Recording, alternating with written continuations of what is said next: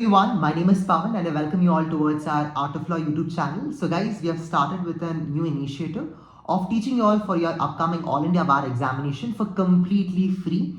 And AIB exam is very crucial as part of your enrollment process of becoming an advocate. And I know for the fact, especially many tier 2 and tier 3 colleges, even tier 1 law colleges, they don't teach you how to exactly crack the AIB exam with shortcuts, keynotes, simple techniques on how to use the elimination method for your AIB exam to everything. And many coaching institutions are basically getting excessive amount of looting just because of the fact that you do not know the law very well and how they are trying to make money. So AIB exam you can prepare in a very free cost without any particular expensive, and that is what we have started from our Art of Laws initiative. Make sure that you're preparing for AIB exam without any particular hustle.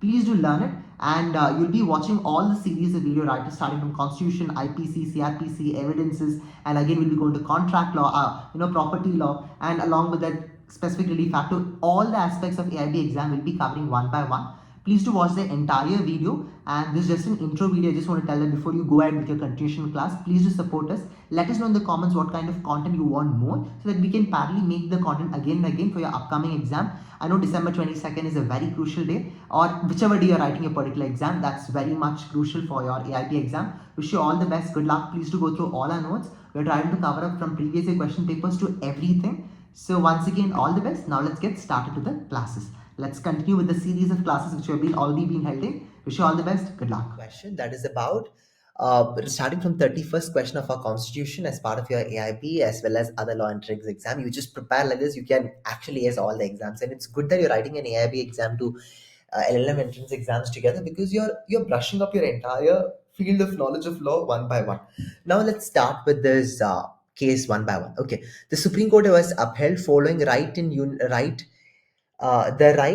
the Union of India versus the Naveen Jindal. So what right was basically uplifted in Union of India versus the Naveen Jindal case? So right to education, obviously, you will never be writing because we already learned it, right?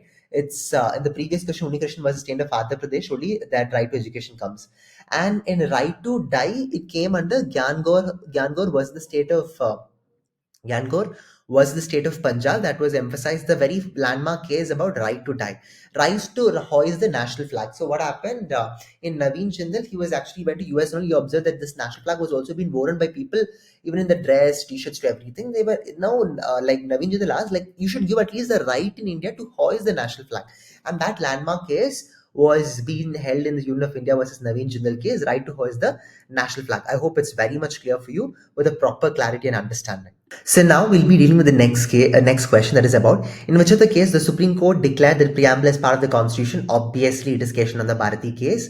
We already discussed this again and again. And what is how many judge bench was it? It had 13 judges. Okay, 13 judges was part of it. And what happened in the Baru case as well as Barubari case and as well as Golaknath case? It was almost 11. Golaknath case also was around like 11 judge. So there they decided it's not part of the Constitution. So both of these cases, remember, it's like 11 judges. So they're asking this repeated question again and again. So do not try to miss this question at any chance. So now moving ahead with the next question, that is about in which of the following cases has the Supreme Court observed that judicial review is a basic structure of the Constitution. So secularism as part of the Constitution was decided in S.R. Bommai versus Union of India. Now, what happened in SP Mithil versus Union of India case? In SP Mithil versus the Union of India case, see, I hope all of you know by now that what happened in SR Bommai versus Union of India. Like secularism was part of basic structure doctrine. Now, what happened in SP Mithil versus Union of India case? It is about, this case is merely about appointment of judges. Just remember that it is about appointment of judges. If they ask tomorrow, what is it? It's a very landmark case about appointment of judges. And what happened in Manekha Gandhi versus Union of India? Manekha Gandhi versus Union of India, right to travel abroad case. Right to travel abroad case. That is a very famous thing. Now, remaining last option is what? L. Chandrakumar versus Union of India. So, this case, what happened? In which of the following cases, the Supreme Court observed that judicial review is a basic structure of the Constitution. So, in L. Chandrakumar versus Union of India, they clearly said that judicial review is part of the basic structure of the Constitution. So, very important case. Please do note it down. And L. Chandrakumar was Union of India. Even for CAT, when you learn it, it's very much important. Central Administration Tribunal. I'll just take a very detailed explanation regarding it later, but just want to tell it to you. Please do note this particular answer very well. It's the most repeated question being asked for your AIB. Okay. So I hope it's clear for you. Okay, so now we'll be moving ahead with our next question, very important one. The law declared by the Supreme Court is binding on all courts but the territory of India, but the Supreme Court is not bound by its own decision was held by the Supreme Court itself. So that means that any decision given by the Supreme Court, it is bound to all the courts. Okay, either it could be high courts or subordinate courts. But what decision given by Supreme Court, it's not been bound by them. I know it's a little tricky question that we can actually debate on that itself a lot.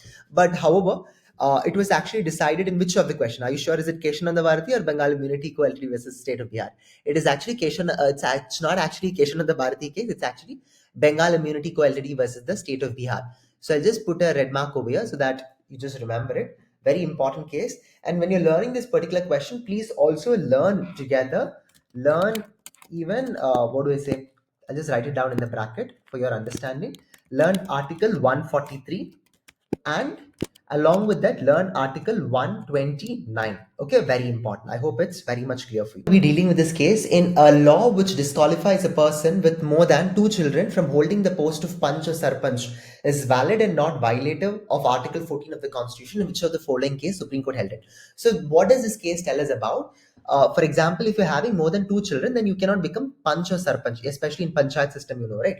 And so Javed, he went to the court and he stated that it's violation of this particular right under Article 14. Why? Because being in Muslim law, like it's okay to have more than one wife and even have up to children. So, for example, if I'm having more than like 3 or 4 wives, and if I'm having children, it will be obviously more than 2. So, don't you think it's violation of my Article 14? The court said that even though it's violation of Article 14, still we will not be considering this. Why? Because in order to control the population is what they've introduced this particular system. So this is what held in this Javed was the state of Haryana case. Please do learn this particular case. Our next question is about Selvi versus the state of Karnataka. Is the case related to, is it double jeopardy, ex post facto laws, right against self incrimination, or none of the above? See, the answer is right against self incrimination. Very important question, very, especially if you're going to practice in terms of criminal law, you should be knowing what happened in Selvi versus state of Karnataka.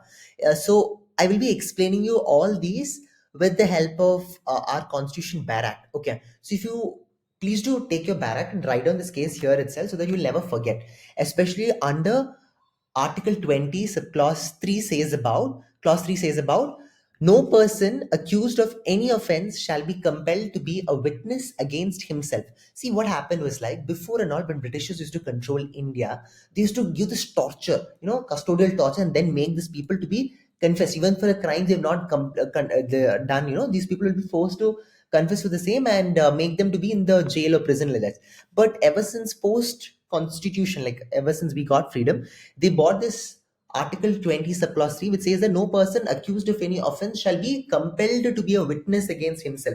So you cannot be, you can interrogate him, you can question him, but you cannot basically, do any kind of cruelty against this particular thing. So it's very important for you to learn Selvi versus state of Karnataka case. And along with that, I just want to highlight again and again that no matter what, especially for criminal law practice, you should never be missing out this particular case. You can use it again and again during your practice time.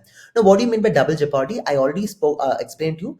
Article 20 subclause 2, which says about no person shall be prosecuted and punished for the same offense more than once. For example, my name is Pavan. Okay, like I've committed theft.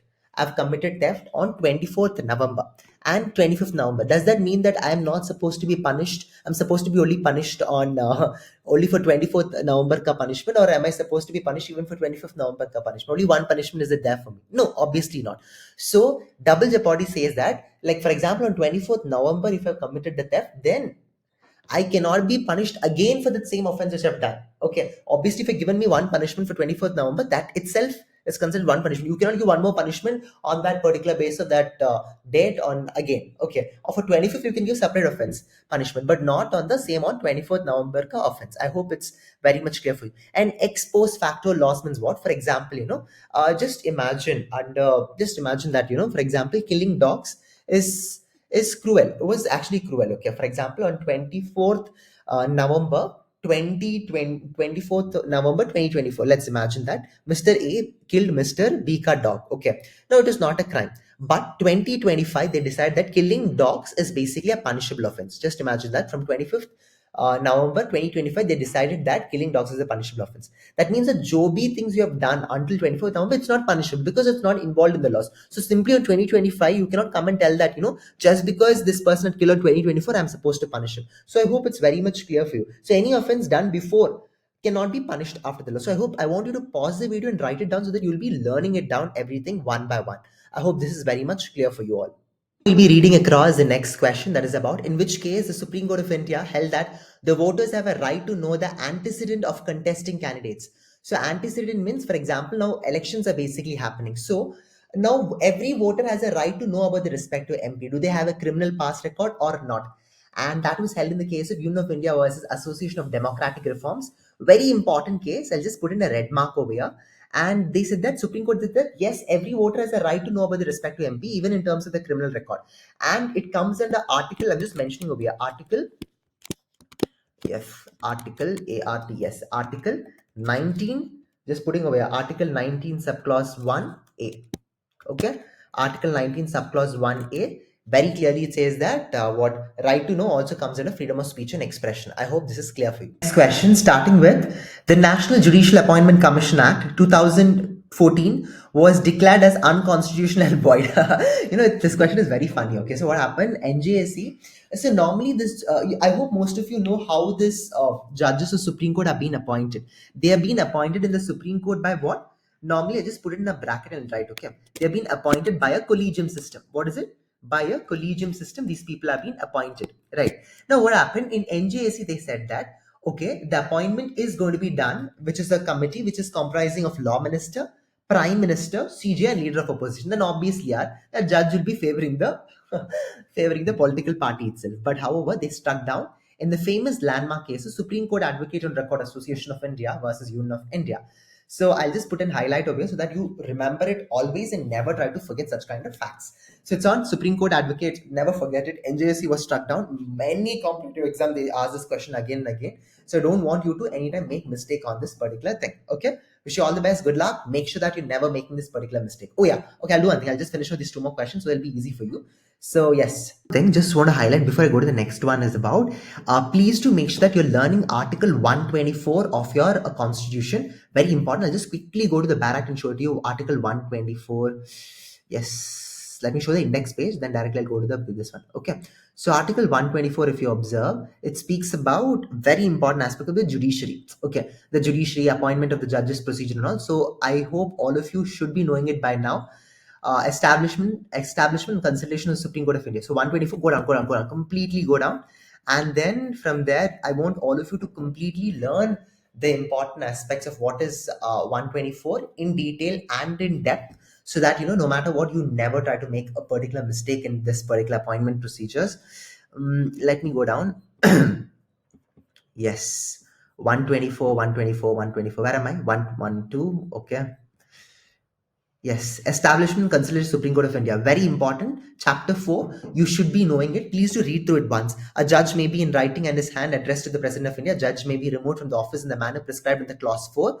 And along with that, the important aspect over here, if you observe, is about a person shall be qualified to be judges how has been at least 5 years a judge of high court or 2 or more of such courts in succession, has been for at least 10 years an advocate of a high court or of 2 or more such courts in succession. And very important, just learn this: a judge of Supreme Court shall not be removed from his office except by any order, by an order of the president passed after an address by each house of the parliament, supported by a majority of the total membership of the house of this one. So just read this all this important clause one by one. It's very crucial and very easy, and every person appointed to be a judge of Supreme Court shall, before he enters upon office, make and subscribe to before the president or some person appointed on behalf of him oath and affirmation. So they should be taking the oath, everything. So these are very simple points. All of you have learned in law school. So I don't want to reiterate once again, but make sure that you're learning Article 124 without fail. I'll just mention it over here so that will be easy for your learning process too. It's Article 124. Okay, I hope this is very much clear for you. So now let's start with 39 and 40. So now starting with 39th question, in which of the following judgment the scope of writ of habeas corpus was widened? Okay. Now what do you mean by habeas corpus? Just imagine that if a police officer is arresting you illegally, okay, is illegally arresting you, or for example, your imprisonment period was for 1 year, but they have been sentenced you for 3 years, then you can basically file a writ under habeas corpus. Now remember that you can approach the for the writ, for any aspects of writ of Article 32, you can approach the Supreme Court. Okay, I hope this is very clear for you. And Article 226 speaks about you can approach the High Court. So if you've done your internship, this will be very easy for you. Now, under which case did I say that the scope of habeas corpus was basically been widened? It was in the Sunil Batra versus the Delhi administration case. Very important case. Please do make sure that you're learning it. Now, along with that, in DK Basu versus State of West Bengal, don't confuse. It was mentioning about this arrest guidelines. Arrest guidelines. It was just mentioning about it. And MC Mehta versus Union of India, Bhopal gas tragedy case, very important. Now, what happened in the 40th question is about in which case the Supreme Court of India held that the right to life does not include right to die. Right to life does not include right to die. That is about the famous landmark case of Shanbog versus Union of Shanbog versus Union of India. They said that like in the vegetative state we can give this what right to die, that's possible only in vegetative state. But however, in which case Supreme Court said that right to life does not include right to die, it was actually in the Gyankor versus the state of Punjab. You cannot waive off your right to life, but only in vegetative state. That was actually a very big landmark, Shanbog versus SHANBA Yugi versus Union of India. I hope that also you're learning it. But for this question, this is the answer. Okay, but learn also, I'll just mention over here, learn also SHAN BAUG versus Union of India. Very important place. Please don't forget it. That for vegetative state it is possible. Okay, vegetative state possible. Okay, now I hope this is very clear. And about capital punishment was mentioned in Mithu versus the state of Punjab. So guys, by here it ends all our 40 questions in detail we have covered. Wish you all the best. Good luck. Let me know if you want me to upload or anything like that, specific comments, doubts, anything you have, suggestions, let me know. All the best. Make sure that you're doing very well for your upcoming AIB exam as well as other entrance exam. Take care. Goodbye and wish you all the best. Thank you all for watching this amazing video. So we would just have a small request. Please do like the video. Please do share the video and share it among your friend circle, because all the videos we're sharing over here is completely free of cost. It can really even benefit you as well as benefit us having more subscribers and more law community. So we can even support you in a very well established manner. Again, in any particular manner, please do let us know in the comments what kind of videos you want us to upload more, or how you felt about today's video, so we can improve on it and we can, parallelly increase the pace of having more videos to your supporting of your legal knowledge.